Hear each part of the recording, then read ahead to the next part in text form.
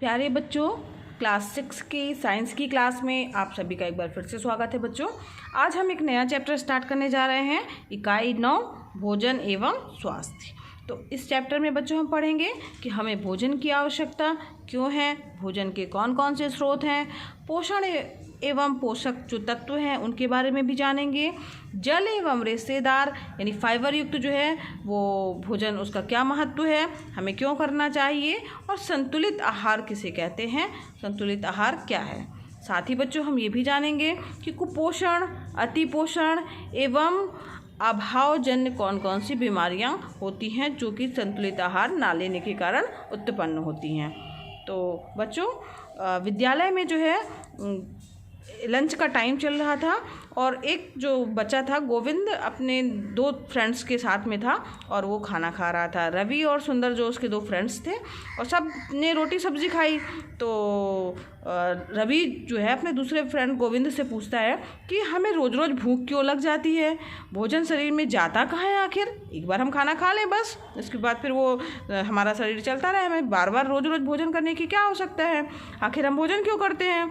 तो उसको इसका उत्तर पता नहीं था और वो सभी बच्चे जो हैं अपने साइंस के टीचर के पास गए और उन्होंने जो है इन प्रश्नों का उत्तर जानने की कोशिश की। तो बच्चों, ये बात ध्यान दीजिए कि वे सभी पदार्थ जिन्हें हम ग्रहण करते हैं और उससे हमारे शरीर को ऊर्जा मिलती है उसे क्या कहा जाता है, भोजन कहते हैं, है ना। जो चीज़ हम खाते हैं और जिसको खाने से हमारे शरीर को ऊर्जा मिलती है उसे क्या कहते हैं बच्चों, भोजन कहते हैं। और भोजन की आवश्यकता क्यों है, तो यहाँ पर बच्चों रोटी सब्जी दाल चावल ये जो है एक तरफ लिखा और दूसरी तरफ जो है एक ब्लैक बोर्ड पे और दूसरी तरफ लिख दिया लोहा लकड़ी रुई ये सब ना। अब टीचर ने कहा कि भाई इसमें बताइए कौन सी चीज़ें खाने योग्य हैं और कौन सी चीज़ें नहीं खा सकते हम ना। तो आपको पता चल जाएगा ना कि कौन सी चीज़ें खाने वाली हैं। बताइए, आप ही बताइए बच्चों कि कौन सी, क्या हम लोहा खा सकते हैं, नहीं ना। लकड़ी खा सकते हैं, नहीं। रुई खा सकते हैं, नहीं। लेकिन रोटी दाल चावल ये सब चीज़ें जो हैं खा सकते हैं। तो यानी वे सभी पदार्थ जो खाने योग्य हैं उन्हें क्या कहा जाता है, भोज्य पदार्थ कहते हैं। जिन भोज्य पदार्थों को ग्रहण करने से हमें ताकत मिलती है, ऊर्जा मिलती है, उन्हें क्या कहा जाएगा बच्चों, भोजन कहते हैं। और शरीर में पोषण के लिए जिन भोज्य पदार्थों को ग्रहण करते हैं उसे भोजन कहते हैं। भोजन में कुछ ऐसे तत्व भी होते हैं जो शरीर को क्या प्रदान करते हैं, शक्ति प्रदान करते हैं, ताकत देते हैं, ताकि हमारा शरीर जो है सभी आवश्यक कार्य जो है वो कर सके, साथ ही शरीर की वृद्धि हो और विकास हो। और जिन तत्वों को खाने से ऐसा होता है उन्हें क्या कहा जाता है, पोषक तत्व कहते हैं। तो भोजन का भी कार्य हुआ एक तरह से कहा जाए तो भोजन का क्या क्या कार्य है। तो भोजन का कार्य है बच्चों शरीर के तापमान को बनाए रखना। हमारा शरीर का एक निश्चित टेम्परेचर होता है, बहुत ज़्यादा ठंडा हो जाएगा तो हमारे शरीर में जो है ठंड लग जाएगी और बहुत ज़्यादा गर्म भी नहीं होना चाहिए। तो एक निश्चित टेम्परेचर होना चाहिए। तो भोजन जो है वो शरीर के तापमान को बनाए रखता है और शरीर को ऊर्जा व शक्ति भी प्रदान करता है भोजन। तभी तो हमें ऊर्जा मिलती है, शक्ति मिलती है, तभी तो हम कोई काम कर पाते हैं, हमें ताकत रहती है। और मांसपेशियों को सक्रिय रखने का काम भी भोजन ही करता है। शरीर के विभिन्न जो रोग हैं ना, विभिन्न रोगों से रक्षा करता है। शरीर के जो विभिन्न अंग हैं उनको विभिन्न रोगों से बचाता है, रक्षा करता है। तो वो किसके कारण ही होता है, भोजन के कारण ही होता है। रोग प्रतिरोधक क्षमता बच्चों, जो रोग प्रतिरोधक क्षमता है वो भोजन के कारण ही हमें मिलती है। बच्चों, जो हमारा शरीर है उसमें बहुत सारी क्रियाएं जो है वो अपने आप ही होती रहती हैं। जैसे श्वसन यानी हम सांसों का चलना हमारा हमेशा होता है। अगर मनुष्य जीवित है तो वो जो है सांस लेगा और सांस छोड़ेगा। पाचन की क्रिया भी अपने आप चलती रहती है, उत्सर्जन भी अपने आप होता रहता है। इसके अतिरिक्त बच्चों खेलने कूदने और दौड़ने में भी जो है ऊर्जा की आवश्यकता होती है और ये जो ऊर्जा है हमें कहाँ से मिलती है, भोजन के माध्यम से ही मिलती है। ठीक है, यहाँ पर देखिए भोजन के क्या स्रोत हैं। तो यहाँ पर एक तालिका बनी हुई है और उसके जो है उसमें कौन कौन सी सामग्री प्रयुक्त हुई है और उसके स्रोत क्या हैं उसके बारे में बताया गया है। जैसे कि पहला भोजन दिया गया है पालक पनीर। तो यहाँ पर देखिए पालक पनीर आपको दिख रहा होगा चित्र में ना। और पालक पनीर में क्या क्या चीज़ें डलती हैं उसमें प्रयुक्त सामग्री में लिखा गया है। तेल डलता है, मसाले डलते हैं, पनीर होता है। अब पालक पनीर है तो पनीर और पालक तो होगा ही होगा और तेल मसाले भी होंगे ना। और साथ ही उसके ऊपर जो है एक बढ़िया सी क्रीम डाली जाती है ताकि उसका टेस्ट जो है अच्छा लगे। अब इसका स्रोत क्या है, तो तेल जो है कहाँ से प्राप्त होता है बच्चों, पौधों से ही प्राप्त होता है। मसाले जो हैं वो भी पौधों से प्राप्त होते हैं। पनीर जो है वो किससे प्राप्त होता है, तो पनीर जो है वो दूध से बनता है। दूध को फाड़ा जाता है तो उससे पनीर बनता है। पालक जो है वो भी पौधे का एक भाग है ना, पौधा जो है पालक का पौधा होता है।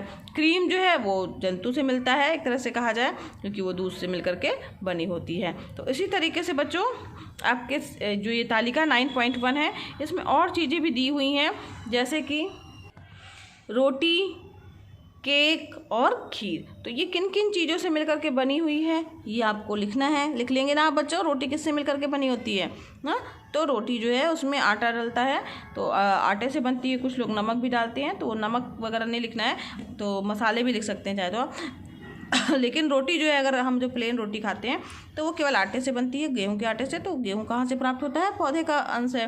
ठीक, केक कैसे बनता है, उसमें क्या क्या चीज़ें पड़ती हैं वो लिखना है आपको, और वो उसका स्रोत क्या है। और खीर जो है वो किससे बनती है, उसका स्रोत क्या है। तो खीर में भी बच्चों क्या क्या होता है, दूध होता है, चावल होता है, चीनी होती है ना, तो ये चीज़ें होती हैं। तो ये चीज़, इनका स्रोत क्या है वो अभी आपको एक तालिका में लिखना है। लिख लेंगे ना आप बच्चों, आगे बढ़ते हैं। तो बच्चों जब ये तालिका आप बना रहे हैं तो इसमें आप एक चीज़ गौर करिए, तो इसमें जो भी प्रयुक्त सामग्री के स्रोत हैं वो पौधे एवं जंतु हैं। अनाज, फल, सब्जियां, तेल, मसाले, ये सब कहाँ से मिलते हैं बच्चों, पौधों से मिलते हैं। और दूध, मांस, मछली, अंडा, ये सब चीज़ें कहाँ से मिलती हैं, हमें जंतुओं से मिलती हैं। ठीक है, तो ये सब चीज़ों के स्रोत क्या है, ज़्यादातर पौधे एवं जंतु हैं। तो हम अब चर्चा करेंगे कि पौधों के पादप स्रोत क्या क्या हैं। यानी पौधे जो है हमारे भोजन का मुख्य स्रोत है। और हम, आपको ये भी पता होगा बच्चों कि पौधे के किस भाग को हम भोजन के रूप में ग्रहण करते हैं। तो आप पौधे के भाग के बारे में हम लोग जो है पहले के जो चैप्टर हैं जो भी हम लोगों ने पढ़ लिए हैं उसमें हम लोगों ने पढ़ लिया है कि पौधे के मुख्य भाग जड़, तना, पत्ती, फूल व फल होते हैं। कुछ पौधे बच्चों ऐसे भी होते हैं जिनकी जड़ों को हम भोजन के रूप में ग्रहण करते हैं, जैसे हो गया मूली, गाजर, ये सब पौधे के क्या हैं, कौन से भाग हैं, ये जड़ है। कुछ पौधे ऐसे भी होते हैं बच्चों जिनके तनों को हम भोजन के रूप में ग्रहण करते हैं, जैसे आलू, लहसुन, प्याज। ठीक है, और कुछ पौधे ऐसे भी हैं जिनकी पत्तियों को भोजन के रूप में ग्रहण किया जाता है, जैसे धनिया, पालक आदि। तो बच्चों क्या आप जानते हैं कि गोभी, बीन्स, बैगन, मटर आदि पौधे के कौन से भाग हैं जो भोजन के रूप में लिए जाते हैं ना। और गोभी, बैगन, इसके अलावा भी जो है लौकी, भिंडी, टमाटर, बहुत सारे ऐसे फल हैं। मटर जो है वो बीन्स हैं, है ना। तो काजू, किशमिश, बादाम, अखरोट, पिस्ता, चिरौंजी, ये सब क्या है, ड्राई फ्रूट्स कहलाते हैं, सूखे मेवे कहलाते हैं ना। तो कौन से खाद्य पदार्थ है वो पौधे का कौन सा भाग है, एक तालिका और बनी हुई है, आपको उसमें लिखना है। ये देखिए बच्चों, तो ये यहाँ पर आपके सामने एक तालिका दिख रही है, इसमें आपको लिखना है कि वो उसका कौन सा भाग है, फल का रूप है कि तना का रूप है, कौन सा रूप है, ये आपको लिखना है। ठीक है, तो ये आप इसको कंप्लीट कीजिएगा, जो ना बने वो पूछ लीजिएगा। तो बच्चों ये आपका होमवर्क हो गया आज के लिए बच्चों, बस इतना ही। इसके आगे का भाग जो है हम नेक्स्ट वीडियो क्लास में पढ़ेंगे। अगर बच्चों पढ़ाना पसंद आ रहा हो तो वीडियो को लाइक कीजिए। अगर आप चैनल पर नए हैं तो चैनल को सब्सक्राइब कीजिए बच्चों। ये वीडियो क्लासेस जो हैं एकदम फ्री है, निःशुल्क हैं, तो आप भी इसका लाभ लीजिए, दूसरे बच्चों को भी शेयर कीजिए ताकि वो भी इसका लाभ ले सकें। धन्यवाद बच्चों, मिलते हैं नेक्स्ट वीडियो क्लास में।